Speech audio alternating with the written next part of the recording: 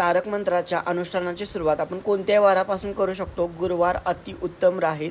दुसरी गोष्ट म्हणजे आपल्याला गुरुवारची जी पूजा असते ती आपल्याला करायची आहे. सगळ्यात पहिल्यांदा आपल्याला दार आपलं स्वच्छ करायचं आहे, घर स्वच्छ करायचं आहे. घरात तुम्ही गोमित्र शिंपडला तरी चालेल. आणि दुसरी गोष्ट म्हणजे उंबरठ्यावर हळदीचं लेपन करायचं आहे, उंबरठा पण स्वच्छ करायचा आहे. त्याच्यानंतर आपल्याला पूजेची मांडणी करायची आहे. आपण तारक मंत्राचं अनुष्ठान जे आहे ते 11 वेळेस करू शकता, 21 वेळेस करू शकता आणि 1 वेळेस, म्हणजे एवढ्या वेळेला आपण मंत्र म्हणू शकतो डेली. म्हणजे 3 दिवस आपल्या इच्छेनुसार आहे. 11 वेळा म्हणा, 21 वेळा म्हणा किंवा 51 वेळा म्हणा, तुमची इच्छा आहे.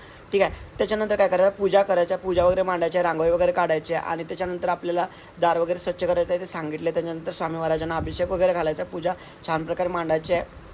दिवा लावायचा आहे तेलाचा, धूपदीप लावायचा आहे, स्वामी महाराजांना नमस्कार करायचा आहे. आणि त्याच्यानंतर पुढच्या व्हिडिओमध्ये बघणार आहोत याच्यासाठीचा आपण संकल्प कसा करायचा हे सांगणार आहे. तर नक्कीच पुढचा व्हिडिओ पण बघा. श्री स्वामी समर्थ. जय जय स्वामी समर्थ.